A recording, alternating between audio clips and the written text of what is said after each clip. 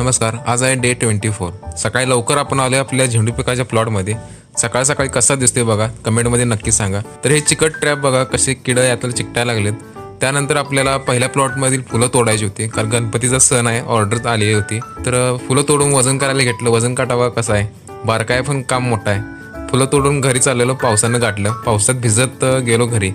पोतं ठेवलं व दुपारनंतर झाडं लावायची होती. तर झाडं कसरत करत कसं तर आलो रानात. तर 2 हत्यारं घेतली झाडं लावण्यासाठी. खड्डा काढला, त्या खड्ड्यामध्ये गांडूळ खत घालायचं होतं. तर हे गांडूळ खत बघा कसलं भारी, चहाची पावडरच दुसरी. तर गांडूळ खत घेतलं व झाडं लावायची तिथं जाऊन पहिला गांडूळ खत खाली घातलं. त्यानंतर झाड ठेवून आपण माती मुजवली.